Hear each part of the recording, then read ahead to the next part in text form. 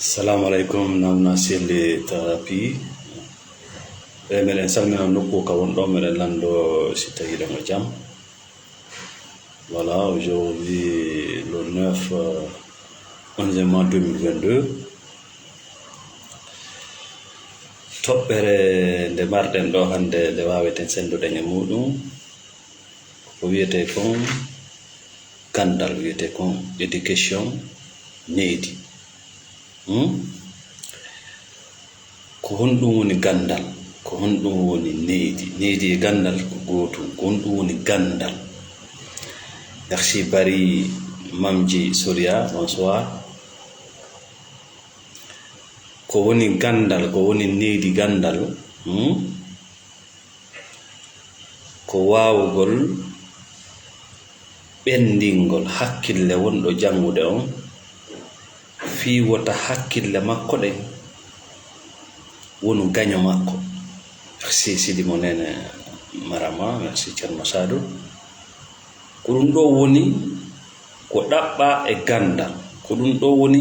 huulande jangugol, mana ko fiyo hakkille maɗen gollane, mana fiyo hakkille maɗen wonane. Mais si tawi gandal bani adama, gandal ngal o jannal ngal, si tawi ko ngal ɗon haɓatam, si tawi ko ngal ɗon woni gaño makko, haray ngal ɗon gandal wiyetake gandal, par ce que fi honɗum nafoore yaddal to. Nelaɗo maaki ko woni gandal koko nafi ko. Kono sa daari quand même leydi ɓalle ko ɓuri e heewude kon jonnitaɓe geɓal gandal fayda ko ñanneɓe jama o, ñannejo ko ƴettowo mo jonnata, wiyete ñanne mo ƴettay mo jonnata. Merci Din Cheikh Game, merci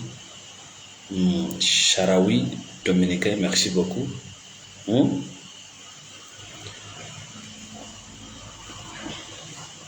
Naɓugol ɓiɗɗo ma gandal école, naɓugol ɓiɗɗo ma gande duuɗe, naɓugol ɓiɗɗo ma madarasa, si tawi a heɓali oɗo faamu. Éducation ko woni gandal, ko développugol hakkille ɗen fiyo hakkille bana adama ɗen gollamo. Si tawi ko huulana gandal ngal kon heɓaki, hakkille makko ɗen no wonde gaño makko,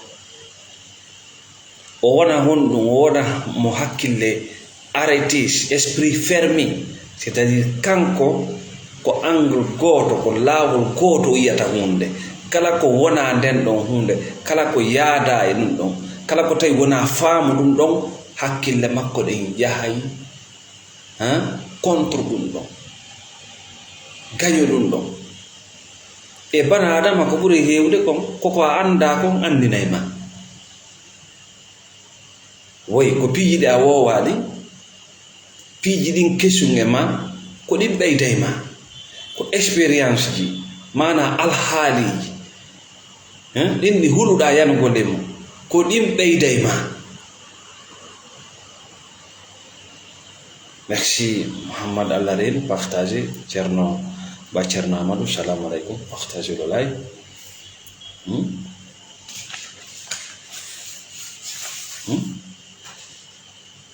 Seede gandal ngal hande woni ayɓe wonɓe jangude ɓen ko ɓuri e ɗuɗude. A yiyay goɗɗo ka haqiqa hande himo jangude ko fiyo weltin fawtigo ɓe maw makko ɓe, himo jangude wona fi makko, himo jangude fiyo jonne yo kaydiwi ma kufuni ora hunoɓe,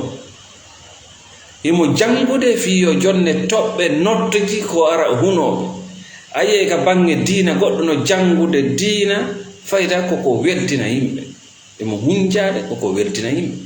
mo jangude diina koko weltina yimɓe. Donc ngal ɗo oɗo façon e gandal wona ko ɗaɓɓa fi nafugol neɗɗankako. Gandal needi ko fiyo bana adama ɓeydo ka hakkille makko ha hakkille makko ɗe wona giɗo makko, hakkille makko ɗe wona giɗo makko. Ko tuma hakkille makko ɗe woni giɗo makko, ko on tuma o wiyete gando, ko on tuma wawata nafude hoore makko, o nafatago luttugo mum. A sona ɗum haray ko poson accita e hoore ɗenɗi, sona ɗum haray ko fitina e albala woni ko o jangi mo accita e hoore ɗenɗi. Merci Mamadou Lamarana Sall, partagez le live, mettez le cœur. Merci beaucoup.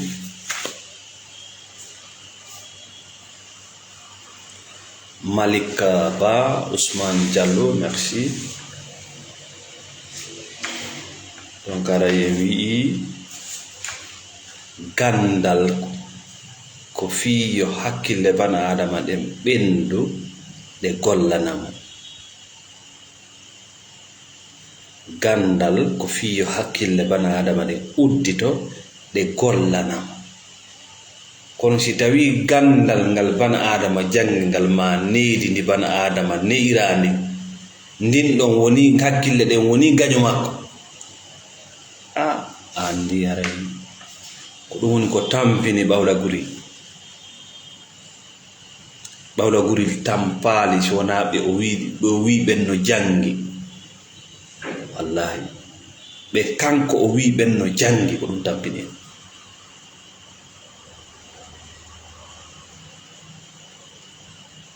Merci Usainatou, merci Dieynaba Bari. Haray noon si neɗɗo on jangali gandal, tawgal ngal ko ɓendinayi ɗum hakkille makko ɗen ha hakkille makko ɗen wona nafoore wonandemo e aduna hino ko heɓatamo ko, o feƴƴinay gurdam makko ɗan e majjere. Si bani adama jangali gandal ɓendinayi ngal hoorema connaissance marɗo nafa, o feƴƴinay gurdam makko ɗan e majjere, nden majjere ɗon naɓamo e wonugol daabeji kullum, ɗum ɗon naɓamo e wonugol maccuɗo, ɗum ɗon naɓamo e wonugol gaño gurdam makko ɗan, gaño jawdi makko ni, gaño dewgal makko ngal, gaño ɓengure makko ni, gaño ɓiɓɓe makko ɓe. O sakkito wuurirgol wa daabeji kal an hara hande kadi ko wodani mo ko ñaamugol e yarugol e bugagol e ɗanagol e amugol e fijugo fu sala yeeso. Merci Moutar Diallo.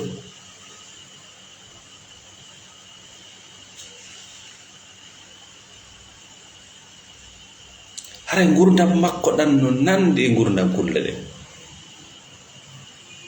ñaamugol yara, naata e suudu waalo ɗaano, daro e rangeji hino voota, hino ñaama, hino naɓa hawkoya. Haray si gurdam maɗa wayi ni, asfala safilina. Partagez le live, vous êtes sur la page de Maouna Chilli, Stade de Guinée, merci. Donc gandal ko ɗaɓɓa e nder gandal ngal kon, ko ɗum buy e men faɗa, ko ɗum si goɗɗo laamike, si goɗɗo halfinama poste, si goɗɗo halfinama ɓengure, si goɗɗo halfinama jawdi, ko noone wo noone ka neɗɗo on halfinira ɓay tun ko woni kon ka nder hoore makko wona giɗo makko, ko lor ay ko lor.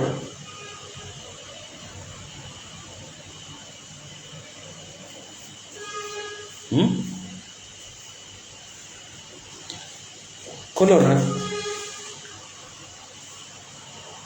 Merci, partagez le live. Vous êtes sur la page de Maouna Chilli.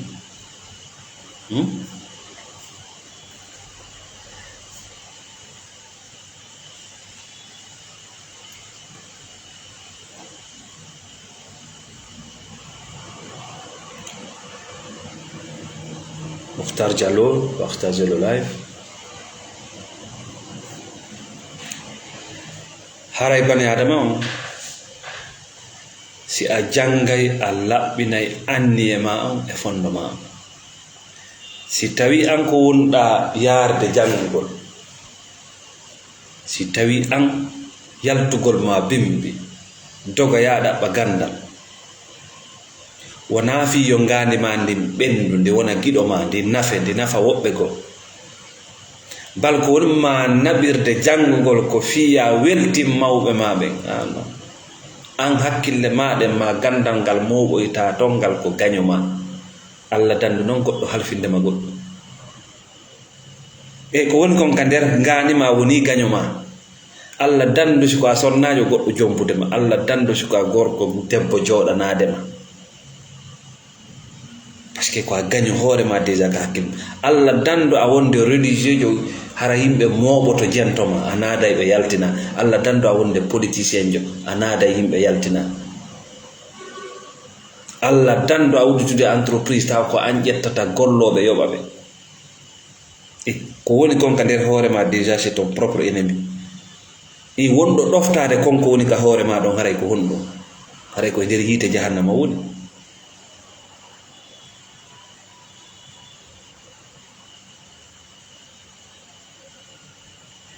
merci depuis l'Angola Diallo Lamine Madou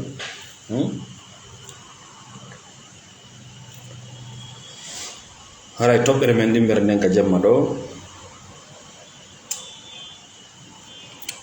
haray ella ala nde yiɗata yimɓe ɓe ella ala nde yiɗata yimɓe ɓe ma ella ala nde yimɓe ɓe yiɗay ma kono noon no wodi ko duwaɗa famde merci Rahim Ba from New York ella ala nde an yiɗata yimɓe ɓe kono noon ɓaawa waɗande ɓe kala ko ɓe faala ma ɓaawo a dankade ɓe ɓaawo a yurminde a yiide situation ji maɓɓe ɗi yurminaɓe ɓaawo accompagnude ɓe e nder piiji yaadude piiji tawayɗi ɗi vraiment ko gurdanji maɓɓe e to yiltitoɗa e gurdam maɗa ndaara si a alaɓe manipulde si a alaɓe ɗaynude si tawi o version mo wonɗaɓe hollude hani hiɗa wondi e makko c'est très important buyi e monno ɗo yaltino e gurdan kono si fotti e yimɓe on version mo ɓe andirnoma ɗon hiɗa haɓɓiti on yaaday e on version ɗon e nden yewtere ɗon e on mouvement ɗon kori accu manipulgol yimɓe ɓe tu n'es plus cette personne hollu yimɓe ɓen ko wonɗa ko hande merci Ousainatou merci Mamadou Wuri Diallo Heri Ba merci à tout le monde partagez le live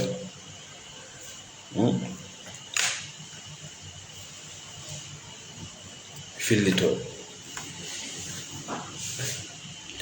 Binta Diallo merci duuɓi joyi ɓe ma duuɓi sappo ɓe bani adama wayloto c'est naturel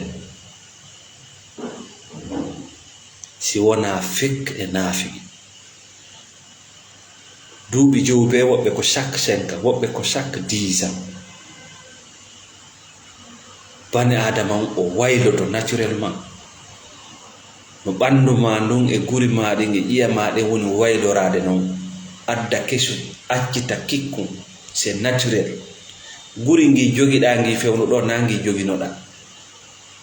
ƴiye ɗen kiɗɗum yahay kesum gara ƴiyan ɗan waka zalika ƴiyan ɗan ɗan jogiɗa ɗan hande wona ɗan joginoɗa en 2010 merci Diallo Youssouf from UK merci Malik Ba donc ko woni gonga c'est le changement koko waylata kon tu woni gonga donc no wodi yimɓe ɓe waylinoke réellement ɓe lannino waylade ɓe yaltino e ɗi version ji kiɗɗi kono hani hiɓe feññinande yimɓe ɓen siɓe hawrodiri e maɓɓe siɓe ukkodiri siɓe jillodiri version ji maɓɓe kiɗɗi ɗin accu manipulgol yimɓe ɓen hollu yimɓe ɓen ko wonɗa ko accepte cette réalité ça te libère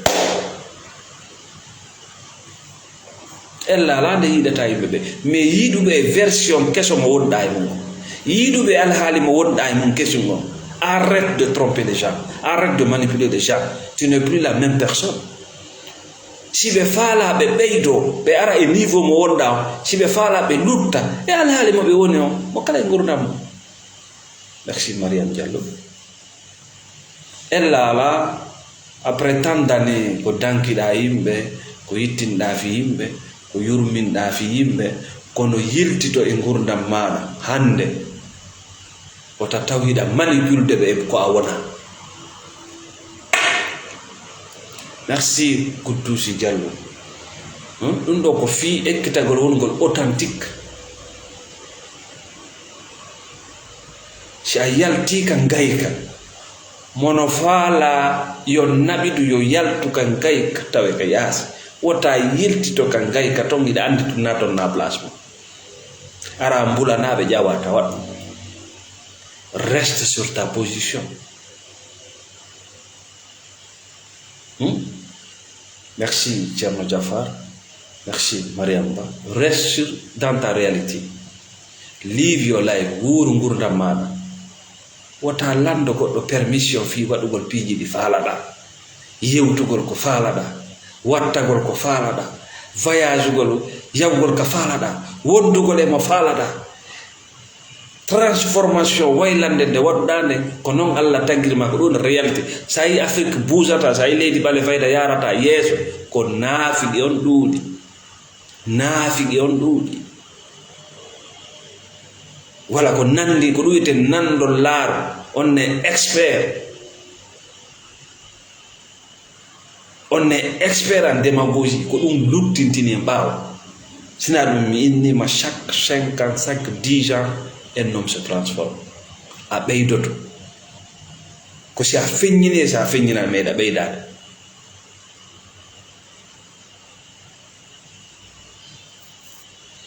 Merci Diallo Youssouf. Diallo Youssouf dit the most expensive things in the world is trust you can lose in a second and it will take years to achieve it. Thank you very much for the contribution. Eladji Beller from part. Merci.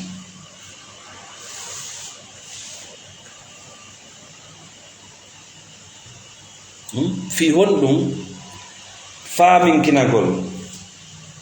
faminkinagol no yiɗi version, no yiɗi alhaali, no yiɗi ko wonɗa kon, no yiɗi ko wonɗa feññinde kon, ko tawata kon a wona ala fenka lannode ko to yiɗa ɗum, par ce que ko fekka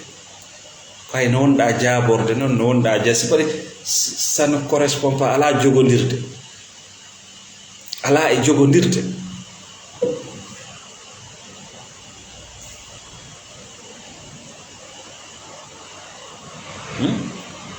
Dankitagol version, dankitagol kiɗɗum ma on hande, c'est pas joli, c'est fatigant, c'est stressant, no wonde sonja.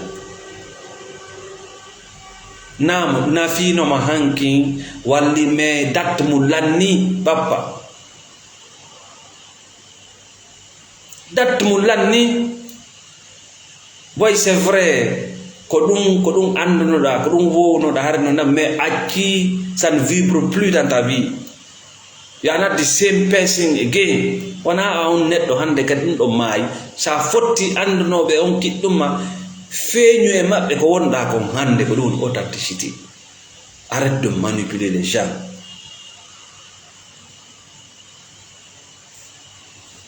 Non, hiɗa wawi ɓe yiiɗude version ma keso ɗum no wawi wonde sombo kamɓe kadi ɓe ƴawa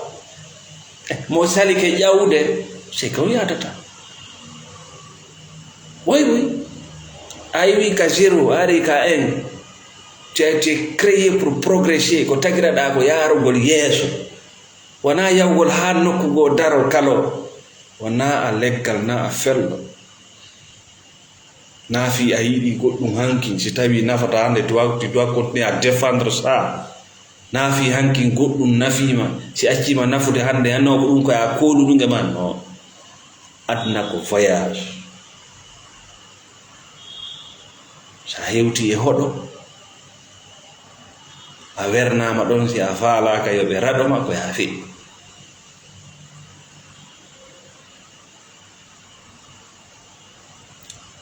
boye mon no hino e dewle ida andi version on change mais ida sali manifestade buye mon no e gollidal version on maayi buye mon no association ji maayi buye mon no e dinaji maayi buye mon no e feddeji maayi mais tu veux pas t'afficher why wono e version keso mo wonda mono yiduma o ɓeydum o ara ɗon mo yi mo jaɓali argol lonko wonna an waɗi toi tu veux bouger, tu veux avancer, tu veux te transformer ebeteke ala nafa wota ɓe nano o ɓe nanay wota ɓe nano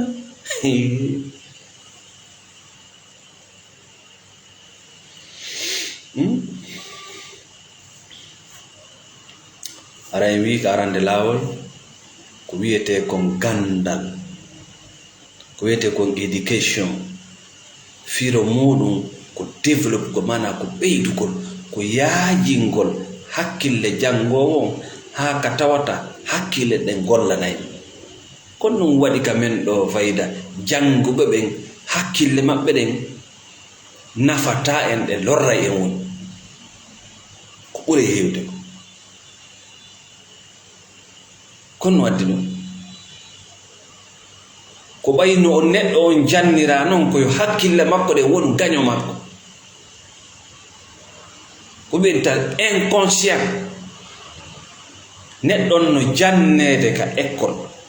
emo jannede ka duɗe en réalité ka goonga koyo suɓa num koyo wertor num koyo jangir num fi makko kanko tigi mais en réalité imo ley koyɗe pervers ɗe ɓen no hendi mo manipuli mo yawde o ɗaɓɓa diplôme o ara hunoɓe o yawde o ɗaɓɓa nottuji o ara hunoɓe heɓa ka hewta ɗum waɗi si buy gayni janngude no arde kadi jooɗo par ce que na kanko jangi na fi makko jangkati heɓe yawde kadude ɓe janga ɓe laggo daade maɓɓe ɓe naata e compétition ji ɓe ara ɓe jonna yimɓe maɓɓe na ɗum wiyete gandal ngal gandal ɗon ko honto naɓay ma ko hakkille maɗen no wonude gaño ma Allah dandu a laamade leydi Allah dandu a halfinede galle Allah dandu a wonde ɓengu goɗɗo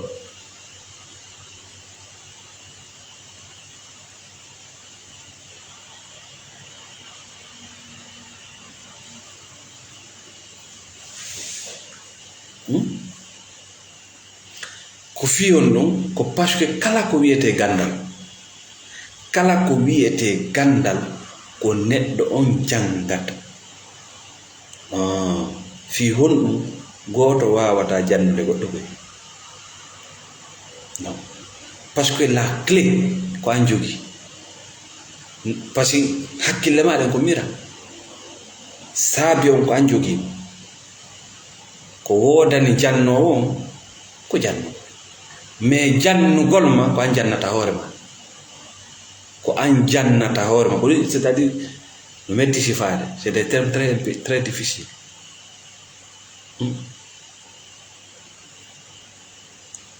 ko an jannata hoore ma lando janguɓe ɓe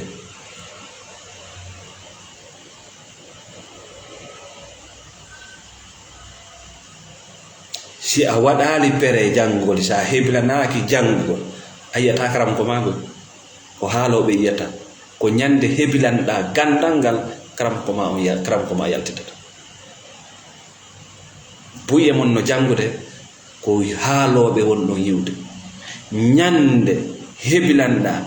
gandal kadi walago ko ɗayni o yaltugo henna ko école publique ko duɗal ko gandal kadi wala ala ko metti heɓde hewti gandal kadi wala ça coûte très cher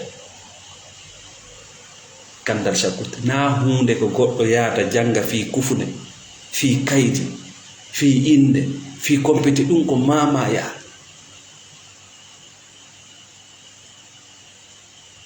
ko mama ya sa andi beleɗe gandal a andi ko weli kon a andi ko nafi kon a yii hoore gara on non c'est fini a anday jaka ko an jannata hoore ma jaka ko an tigiri jannata hoore ma pasi jaka ko anjugi saabe wanga sa sottali goddo juuti hollude ma sa rantar ba natata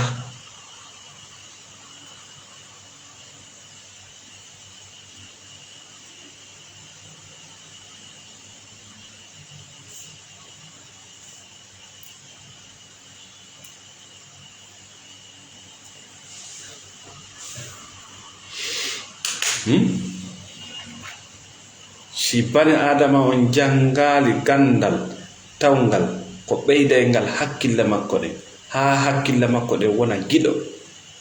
o nafa wonki makko ken o nafa goɗɗo go haray mo welɗa inde ano o wuura e gurnan daabeji o wuura e gurnan daabeji majjere nden naɓaymo ha tawa hande kadi o nandi e ko wiyete kon kullum ara ko woni haaju makko ko ñaamugol yarugol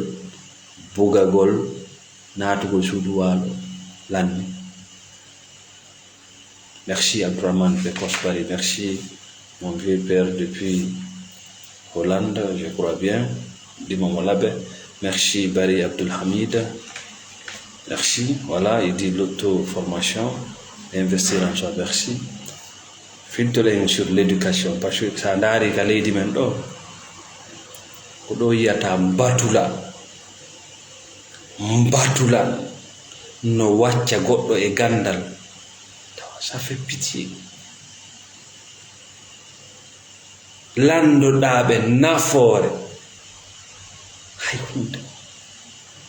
hay hunde kon no ngaddi dum na kambe woni jangude ko wobbe be jangani jangudo si jangudo no andi kono janani yimbe no wacca jang dar wonbe waccude ben ko wonno si tawi ko yimbe hoggo ko yimbe batula ko honno wayi ko jangudo innata jangudo no jangi mo janga ko inta kon honto tippuranda mo jangi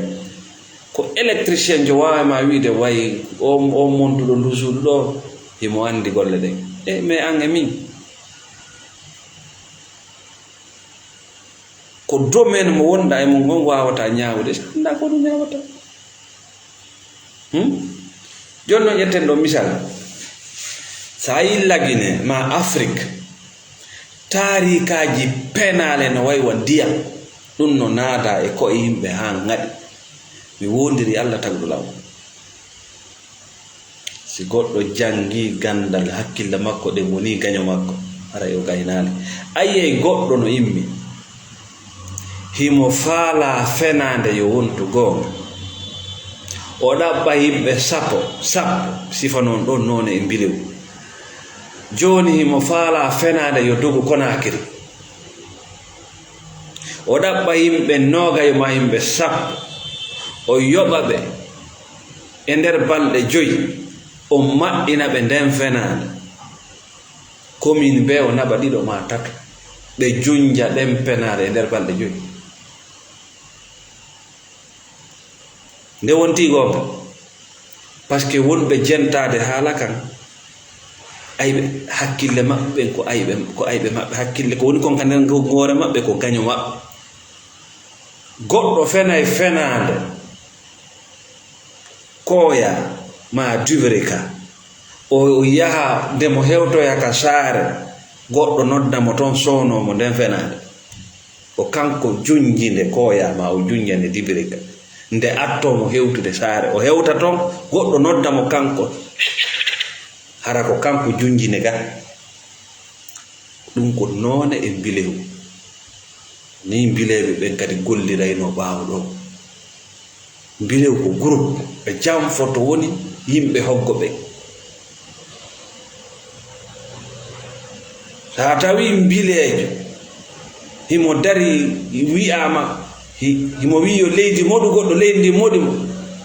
bappa ko an sakkitido arde on be woni jam faade kanko wondo ka der leydi ton dari do wi leydi no modi mo dari be don no jeejo fo ko famille la Guinée est une famille ko famille kon dum wadi si goddo aray hololo ko jangi kon nafani si goddo jangi ha gayni yehi naati ka batirijo o inni moƴƴinanan ɗon lekki jande moƴƴinanan ɗon hunde ke waɗi gasade taw noon goɓɓe ɓen so en député ko ɓen halfin ɗon yo yewta fimon o yayyo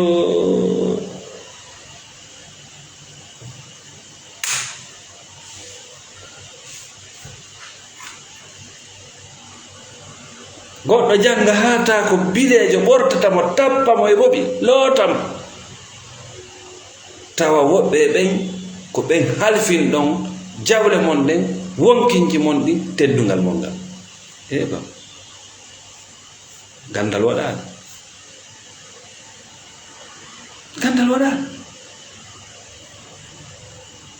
oui hakkille makko ɗen woni gañu hoore makko goɗɗo jangi hata en don tori ɓalire o sustani gara mboɗe mum konnu adduna kaydiri no wenga no waɗa haadime dewgal ngal boni o ƴetta ndin kaydiri o doga o yawa tawa wo kadi ko jomiraɗo diina wenno ayi talkuru komi tawi kon kale danki ɓengo am ayi talkuru ko addaniram ngen nagge kadi wo wandi diina ɓene subhanallahi yaw sunna ɗaɓɓu ko joofa e mo konno woni tan goɗɗo no yehi sulmi ɓengo ma jatti mo desini ɗon goɗɗum wayriti kaydi e daha ɓurima valeur nagge dewgal ma bona fi ɗaɗi jonnina joɗɗinama tan ɗani kono namma ton ko ɓay ala bugade ko ɓay ala yewdude makko ko ɓay ala mo jalande ko ɓayɗa kakkannade ka yaata ko ɓay goɗɗo murtiniɗo ko ɓay dépense ji ɗin ala yonde jonno o ɗayni ɓe nguma o feetinima an o jiɓi hay karamankoje ma on kadi dabo tedde nabo sonna nabo ceɓe dina ɓe fare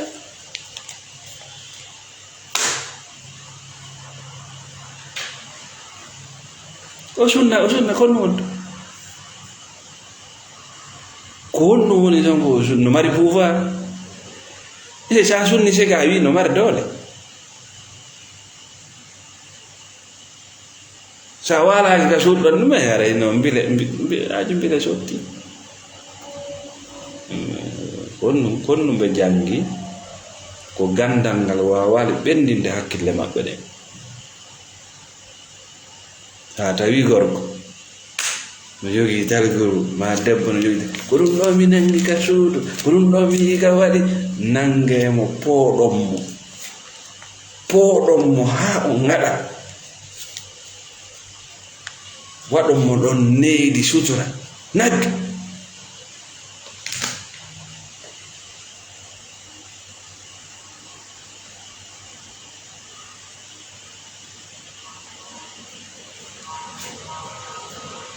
an ko ɗum bonta dewgal ma iya kadi goɗɗo no dari e mimbare acce gergol yimɓe ɓe acce lampagal ko dalili on ɗum marɗa ema mari pouvoir ɓurana wima ɗum ɓurana wima ko la pos o ɓurana ko on ɗum won toon sona penale an ko nden fenade wonɗa wiide yimɓe acce lampagal acce ko on jago publicité wonɗa waɗande wi ko amon waɗanoɓe ɓen publicité an si a maayi ko yideyata par ce que ko andu a andinde yimɓe ɓen ko beppale yariende tam hiya kadi goɗɗo no jangine jooɗi ɓurana laaɓu ɗam mi andade kono noon ɓurana laaɓu ɗam yawi lawtade ɗum ɗam ɓurana ko addira ko fiya lawto ndiyam e ɗuuɗude an ala ko lawtoɗa sona ko laaɓu ay goɗɗo no lawto ɓurana sika ko laaɓi kon wallahi ɗan mi sikka aɗa yaha ka fellitare taltana mi sikka an yiɗa joggude diina Allah kan ko fijirte ɗum o wayini diina kan e goɗɗo on ari o ayi on no lowto ɗum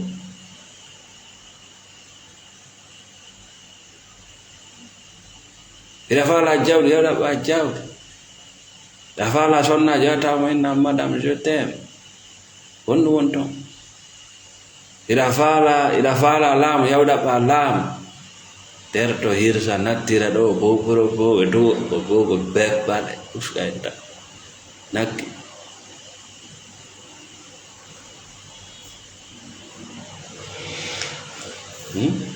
donc haray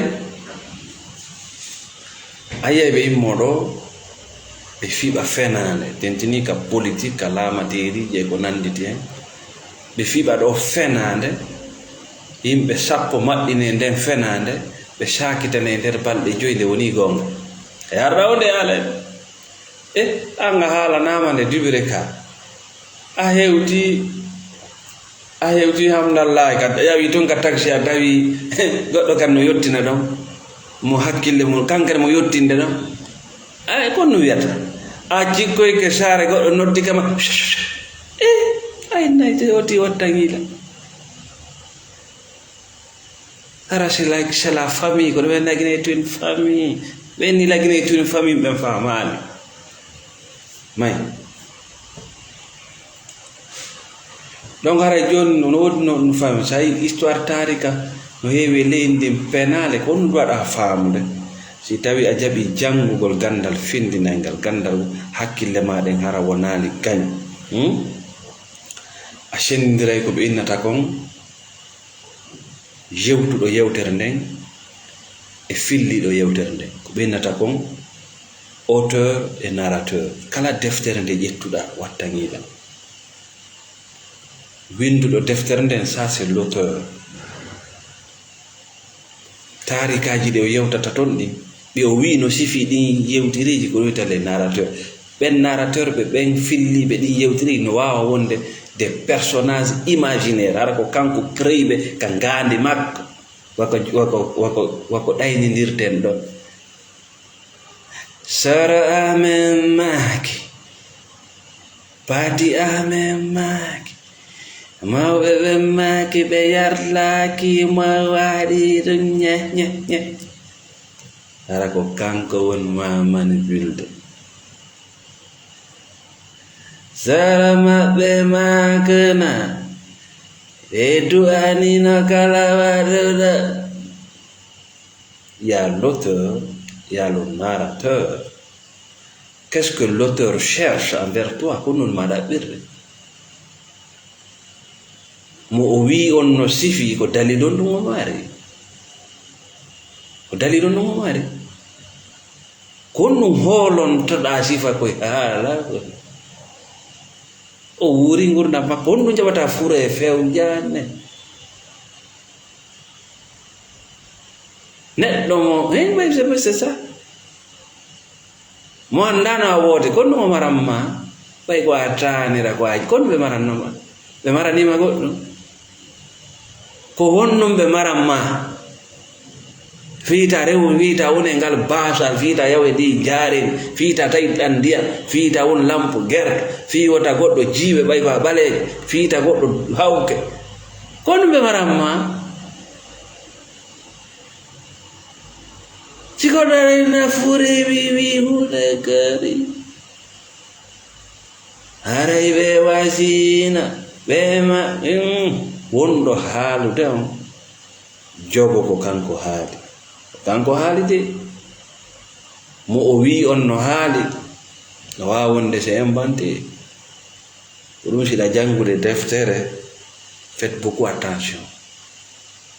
attaque toujours l'auteur ta yaw sur les narrations parce qu'il peut inventer des personnages imaginaires qui n'existent pas qui n'ont jamais existé mais si ɗum naati ka nder hoore ma tawi hakkille maɗen ko a gaño wonki yata woɓɓe man kay wono hoyɗa piiji cono can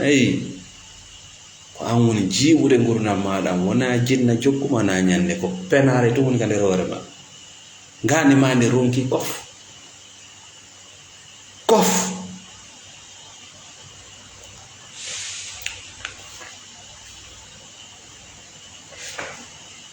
ko ɗum lagine Mali Burkina Côte d'Ivoire si tarikaji no haaleɗe ɗum defte baba wattan hiila ko lavage de cerveau Allah to ko ɓuri konko peppale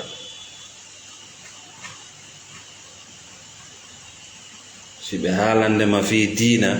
vérifie ndaaru moƴƴa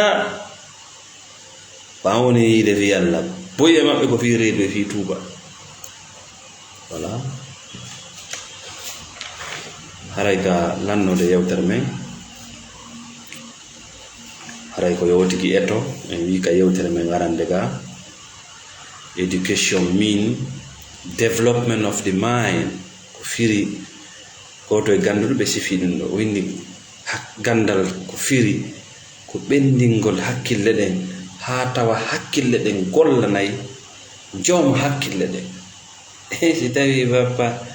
décision sa ƴetta a ŋaañoto ila e bimbi ha e geeƴe no ŋaaño ko waɗu kami accu ɓe wi'i ko ŋaaño hakkille maɗe woni kañuma mi wondu kami mi ñaama kaata mi bugo kami accu mi yaw kami mi artu kami yilto andi a ngawura a fuɗɗaki wurde tawa kullum e kullum mum sa waɗani kum ɗo ñamete si kum waɗi sino ñaamo kum ñaama si kum ñamata kum yehi sey ɗum hewta naɓa artira so tawi hakkille maɗen no hisi hiɗa andi ko nafa e ma hiɗa andi ko ɗum hewtaji ko honno e natire ga o taɓen nano ɓe wiye ko yiite ga ko jahannama woyi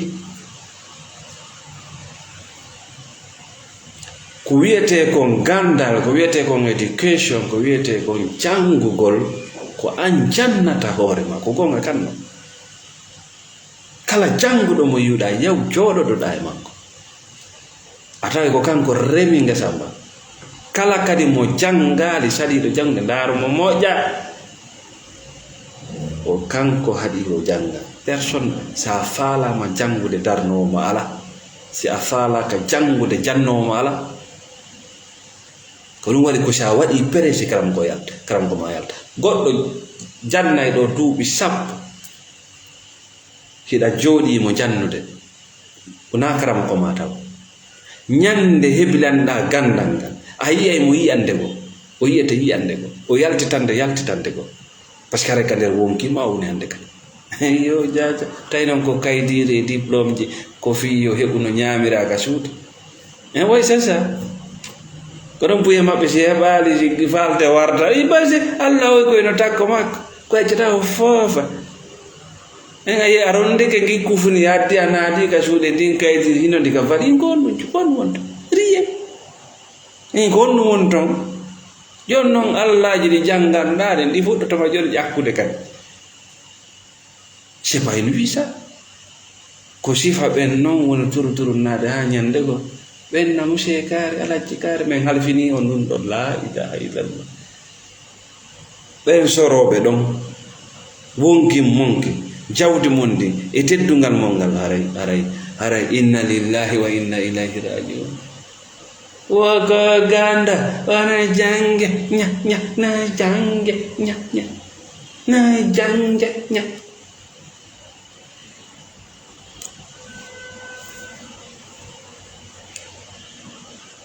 yewtere men ɗimmere nden en wii banaadama ƴeewito hoorema accu nandintinago ko wonnoɗa hankin kon maayi lanni ƴettu version keso mo jogiɗa on hannde innima ɓe inola mi ronki koye haala woyño mi ronki o nonnugol pucco fasa no haala no ŋaaño inno a ronki ɗum no jala no moni no akanno no werna ɓe hiiɗa hannde kadi no yaada eɓe yaada no yaltoyɗan gurna ella noon ala ka yiɗataɓe wota ni so kadi konko waɗanɗaɓe konko dankiɗaɓe konko sendoduɗa e maɓɓe gurdan ngayka gurdan niwre gurdan naafigal kaako wota ni so ɗum adna ko ni yon noon ɓay Allah hollima nday ɗum yeltito noon daara hoorema acca manipulgol yimɓe ɓen e version mo a wona e mum hannde kadi yo a yaltika hanko aray merci Mariam Ba merci à tout le monde menen salmina kala wonɓe jentade nawna chedi thérapie merci kala wonɓe sodde thérapie e junngo amen, merci kala wonɓe sodde lekki ɓuure e junngo amen, merci kala wonɓe jantade men, kala wonɓe partage ude, kala wonɓe windude, kala wonɓe noddude. Eɗen salmina on foppet moɗon kala wonɓe soutende sponsorisa oɗo page fi yo luttu yaajude andu no woodi neɗɗo jooɗiɗo nokku goo. Une seule de ces vidéos est capable de changer sa vie. Une seule vidéo est capable de changer complètement sa vie. Baraji ɗin ko Allah walla tun andi ko on to watti. Aade nelaɗo darno fewte saaba ɓenni heen. Aade gooto pet ko yaltata e niwre. Ruɓuro moƴƴande kala ko wonɗa muɓude ka horde tellement que Allah no teddini bani Adama. Hey, yawmal qiyama ɗo andi kono ñaworde way o birdi garda naatiray ɗo ay juuloyay falaki ɓeɗo jaɓitay julde ma nde ɓe jonnoyay ko haala wi nokku ɗum ala goɗɗo jaɓita julde goɗɗo waɗa ɗum haji may ko goɗɗo juuɗi acce o ñanneyaka hey hino ñaworde jam c'est très simple. ay ngu tagu ngu yiyata ko Allah tagi bani Adama e kulle e leɗɗe kala ko Allah tagi ñuuƴi ta ndaarete on nafoore ko hewtinɗa tagu ngu e lorra ko hewtinɗa tagu ngu ko ɗona peesete haaju Allah e ma kono marra ko waɗa Allah honɗum marra ko mi hokki Allah ɗum ɗo mi waɗani honɗum marra ko waɗa Allah honɗum marra ko waɗana Allah kala ko waɗɗa ko fi hoore ma tagu ngun wona ndaarede nawna selli nafoore ɗum ɗon peese nafoore ko iwe makko yiyat nan ko ɗum ɗon peese nawna selli ɓannemo ga lorra ko iwe nawna selli ko ɗum wona peese ɓayna a malaika ko ɓe peese goɗɗo gari wiɗeɗe feefe eyi